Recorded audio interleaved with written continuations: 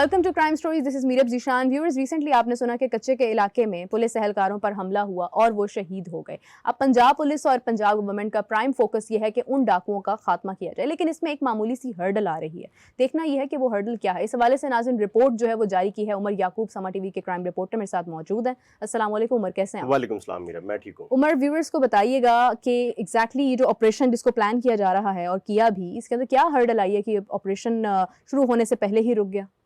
देखें, ये जो टेरिटरी है ना जिसको कच्चे का इलाका कहते हैं, यहाँ पर डाकुओं ने मुख्तलिफ औकात में फोर्सेस पर हमले किए। बाहर से लोगों को ये उठा के ले जाते हैं, अगवा करके ले जाते हैं, तावान के बदले उनसे उन्हें रिहा किया जाता है। तो ये नो गो एरिया है। नो गो एरिया तो किसी भी आज़ाद रियासत में नहीं होता। यही हुकूमत हर बार कहती रही है, पंजाब पुलिस हर दफ़ा कहती रही है कि पंजाब में तो कोई नो गो एरिया नहीं है। लेकिन इस वक्त जो सूरत हाल है वो ये है कि कच्चे के डाकू वहाँ पर इतने पावर में आए हुए हैं कि उनका मुकाबला करना फिल वक्त पुलिस के लिए मुश्किल हुआ हुआ या मसला बना हुआ है। तो उसको टैकल करने के लिए मुख्तलिफ स्ट्रेटजीज बनाई जा रही हैं। सबसे पहले जब ये अफसोसनाक वाक़या पेश आया जिसके अंदर 12 पुलिस एहलकार शहीद हुए, बेचारे ड्यूटी रिप्लेस करने जा रहे थे तो रास्ते में उनको निशाना बनाया गया। तो उसके बाद फिर वहाँ पर इनको डाउट जो सबसे पहला ये था कि इनका खात्मा इसलिए नहीं हो पाता कि जो वहाँ पर ऑलरेडी पोस्टेड पुलिस एहलकार हैं उनकी इनके साथ कोई इन्वॉल्वमेंट है, कोई इनके राब्ते हैं या इनके ताल्लुकात हैं, इसलिए वो वहाँ पर जब पुलिस ऑपरेशन करने जाती है तो उनको खबर मिल जाती है और वो फिर आए बाएं शायद इधर उधर निकल जाते हैं। तो इस वजह से उनका खात्मा नहीं हो पा रहा या उनसे मुकाबला नहीं हो रहा। तो पुलिस ने एक स्टेप लिया। पुलिस ने वहां पर जो पंजाब कांस्टेबलरी के जो रिजर्व फोर्स है, जो वहां पर ऑलरेडी पोस्टेड थे रहीम यार खान और राजमपुर में, उन सबको वहां से बुला लिया। सही, ताकि ये डाउट तो क्लियर हो जाए कि वो जो वहां पर पोस्टेड हैं उनको वहां से बुला लिया जाए। अगर किसी का राब्ता हुआ भी उनके साथ तो ये डाउट तो क्लियर हो जाएगा कि अब नहीं है। उनकी जगह उनकी रिप्लेसमेंट में इन्होंने यहाँ से मजीद नफरी भेजी, जो पंजाब कांस्टेबलरी के थे, फारूकाबाद इनका हेडक्वार्टर है, वहां से जाते। 24 तारीख को जब आईजी पंजाब खुद वहां पर मौके पर मौजूद थे, उनकी मौजूदगी के अंदर ये ऑपरेशन स्टार्ट हो चुका था। डाकुओं के खिलाफ फायरिंग हो रही है, फोर्सेस आ रही हैं, एमुनेशन आ रहा है। तो पता चलता है कि जो 2 बसेस यहाँ से गई हैं उनमें से जाहिर पर इंटरचेंज जहाँ से कुछ फासले पर कच्चे का इलाका पर शुरू हो जाता है, जहाँ पर ऑपरेशन का हिस्सा इन्होंने बनना था। 25 पुलिस एहलकार जो कि पंजाब कांस्टेबलरी के थे, जिनमें 10 हेड कांस्टेबल्स हैं और 15 कांस्टेबल्स हैं, वो अचानक स्लिप हो जाते हैं। वो बस से उतर जाते हैं। अच्छा। और उतरने के बाद वो आगे जाने से इनकार कर देते हैं। जो उनका रिजर्व इंस्पेक्टर होता है, जो इंचार्ज होता है, वो उनको वार्निंग देता है कि तुम गलत कर रहे हो, इसका नुकसान होगा, इसका तुम्हें खुमियासा भुगतना पड़ेगा। तो वो कहते हैं हम अपने अच्छे और बुरे के जिम्मेदार हैं और हमें पता है हम क्या कर रहे हैं। ये सारी बात चूंकि हमें कहाँ से पता चली, उन पुलिस एहलकारों के खिलाफ जो पंजाब कांस्टेबलरी के हैं उनके खिलाफ एक स्पेशल रिपोर्ट लिखी गई। उस स्पेशल रिपोर्ट के अंदर ये तमाम वर्ड्स हैं कि ये सब यहाँ से गए, वहाँ पर जाके जाहिर पर इंटरचेंज पे ये स्लिप हो गए और इनको वार्न किया गया। तो उन्होंने कहा जी हम अपने अच्छे बुरे के जिम्मेदार हैं। तो मैं डायरेक्टली एग्जैक्ट उनके वर्ड्स आपको बता रहा हूँ। तो वो वहाँ से स्लिप हो गए। उसके बाद उनके खिलाफ ये रिपोर्ट लिख दी गई कि ये इन्होंने अपनी फोर्स का हुक्म मानने से इनकार किया है, आगे जाने से इनकार किया है। तो इनके खिलाफ एक बाकायदा कानूनी कार्रवाई की जाए। महकमाना और कानूनी ये 2 डिफरेंट होती हैं। तो वो दोनों लिखी हुई है उसके अंदर के पहले डिपार्टमेंटल एक्शन लिया जाए, फिर एक लीगल एक्शन लिया जाए, क्योंकि ये एक बड़ा ऑपरेशन चल रहा है। इन्हीं के जवान, इन्हीं के साथी वहां पर शहीद हुए हैं, तो इन्होंने ही वहां पर जाकर लड़ना है। लेकिन इशू क्या है, शहीद होना इन्होंने भी, देखे ना, अब यही उनका कंसर्न था, यही एक बड़ा इशू था जो कि बड़ा ही अफसोसनाक है कि वो जो स्लिप हुए पुलिस एहलकार जो पंजाब कांस्टेबलरी के हैं, उनकी तरफ से जो बातें सामने आई, जो हमें पता चली, जो मुख्तलिफ पुलिस वालों ने बताई, कि वो ये कह रहे थे कि अफसरान आते हैं और आगे जाके फोटोशूट करवाते हैं, वापस चले जाते हैं, बाद में हमें आगे खड़ा कर दिया जाता है और गोलियों का निशाना हम लोग बन जाते हैं। तो उन्होंने अपना ये प्राइम कंसर्न शो किया कि हमारे साथ क्या ज्यादती की जा रही है, हमारे पास तो वो एम्यूनेशन है ही नहीं जो उनका मुकाबला कर सके। बिल्कुल ऐसे। अब मैं आपको अगर उनके पास जो मौजूद असला है उसकी मैं आपको अगर तादाद बताऊं या चीजें बताऊं कौन कौन सी हैं, तो आप सर पकड़ के बैठ जाएंगे कि वो तो वहां पे पूरी एक रियासत चला रहे हैं और उनका मुकाबला इतना आसान तो नहीं है कि ये कांस्टेबल जाके लड़ने। ये एक लिस्ट मेरे पास आई हुई है, वो लिस्ट मैं आपके साथ भी शेयर करूंगा।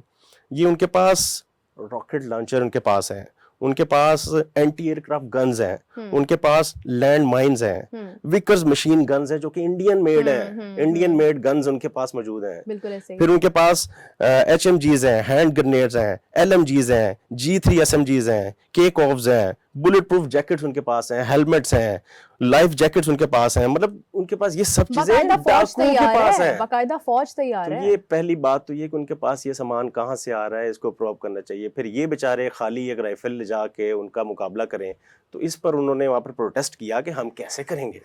तो इस सारे मामले पे वो 25 जवान वहाँ से स्लिप हो गए, और जो बाकी बस में बैठे हुए थे वो भी बददिल बेचारे अपनी नौकरी या घर का एक सर्कल बचाने के लिए कि अगर ये नौकरी से गए तो बाकी लाइफ क्या करेंगे या क्या मामला होगा, या फिर जज्बात पे आके कि वो जो 12 जवान शहीद हुए उनका बदला लेना है। तो ये सारे सेंटिमेंट्स मिक्स हैं, वो आगे तो जा चुके हैं, लेकिन अभी तक वो जो वहाँ पर ऑपरेशन चल रहा है उसके अंदर बड़ी जो सूरत हाल है वो यही है कि इनके पास वो एम्यूनिशन नहीं है, वो वेपन्स नहीं है जो उन डाकुओं के पास हैं और मुकाबला का। उनके पास एक ऐसी गन है कि इनके पास जो बख्तरबंद गाड़ियां है ना, अगर वो फायर करते हैं तो वो बख्तरबंद गाड़ी को मतलब चीर के निकल जाती है, मतलब हाँ, मतलब एक साइड से लगती है तो दूसरी साइड से निकल जाती है, मतलब जिसको वो सबसे सेफेस्ट वैन कहते हैं। तो उस वैन को, APV को उन्होंने, उनके पास जो गन्स हैं वो उसको मतलब आर पार कर देते हैं, हाँ आर पार कर देते हैं। तो इस सूरत हाल में इस तरह के वेपन्स के साथ मुकाबला करना, ये देखिए मैं ये समझती हूँ उमर, ऑनेस्टली स्पीकिंग, कुछ लोगों के लिए पैसा ज़िंदगी से बढ़कर कीमती होता है, उनकी मजबूरियाँ होती हैं, उनके मसाइल होते हैं घरेलू, कुछ लोगों के लिए ज़िंदगी भी इम्पॉर्टेंट होती है। और मुझे लगता है कि जितने भी लोग इन्होंने इनकार किया आगे जाने से, इनके लिए कहीं ना कहीं ज़िंदगी भी कीमती थी। तो इन्होंने कहा कि नहीं ठीक है, ज़्यादा से ज़्यादा क्या हो जाएगा, हम भूखे मर जाएंगे, हम फीड नहीं कर पाएंगे अपनी फैमिली को, लेकिन हम होंगे। तो मुझे लगता है कि अगर कोई भी उनकी जान बचाने के लिए वहाँ पर नहीं है तो उनको खुद अपनी जान की हिफाजत जरूर करनी चाहिए। नहीं, मेरा एक बात तो है कि जब आप फोर्स में किसी भी फोर्स का हिस्सा बनते हैं तो आप जब उसका हल्फ लेते हैं तो आप फिर अपनी जिंदगी और मौत जिस फोर्स का जस्टिफाई भी तो करना चाहिए ना, उसके लिए फिर आप कुर्बान करने के लिए तैयार होते हैं। लेकिन जो स्ट्रेटजीज बनाई जा रही हैं, जो प्लानिंग की जा रही है, जो सर्कमस्टांसेस वहां पे वो फेस कर रहे हैं, उसके मुताबिक फिर डिसीजन आपके अपर जो हाई ऑप्स हैं उन्होंने लेना होता है। जो उन्होंने प्लान बनाया है, इनको उसके अंदर से कुछ फ्लॉज नजर आ रहे हैं, वो कह रहे हैं कि ये प्लान्स ठीक नहीं है, इसकी वजह से अगर हम जवान आगे जाएंगे, यही जवान आगे जाते हैं तो इनका नुकसान होता है। हालांकि अभी भी बिल्कुल बॉर्डर पे फोर्सेस में जितने भी लोग हैं जिन्होंने हल्फ उठाया है, उनको ये तो मालूम नहीं था कि हम सिर्फ हल्फ ही उठा रहे हैं, हमारे पास गन्स उठाने के लिए नहीं होंगी, हमारे पास ग्रेनेड्स नहीं होंगे, हमारे पास वो वसाइल नहीं होंगे कि हम मुकाबला कर सकें कल को।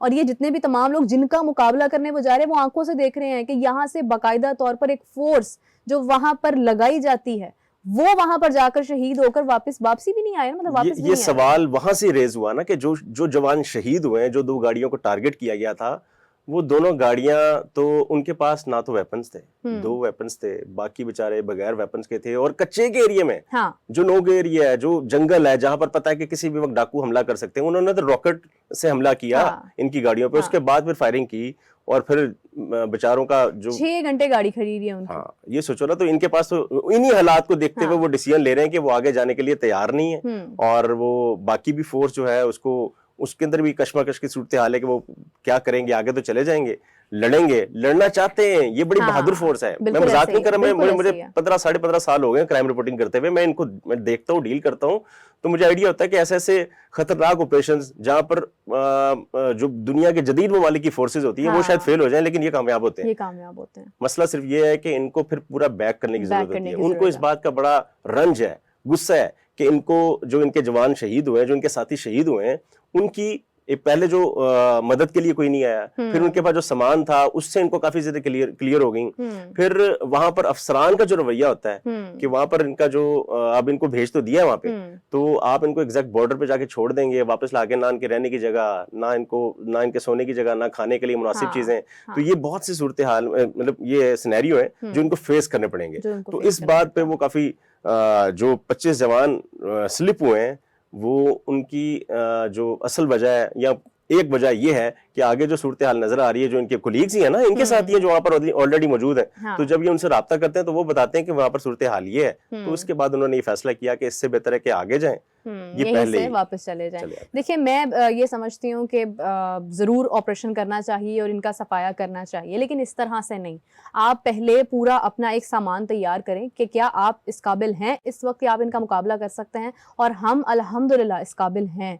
हमें जिन चीज़ों की ज़रूरत है, हमें जिस असले की ज़रूरत है वो इस्तेमाल करने की ज़रूरत है। वहाँ पर उनके साथ वो असला जाएगा तो वो भी कॉन्फिडेंट होंगे कि हम ठीक है मुकाबला कर सकते हैं। वो तमाम चीज़ें उस तरह से उस लेवल पर आकर अगर हम मुकाबला कर सकते हैं तो ऑपरेशन ज़रूर करने की ज़रूरत है हमें।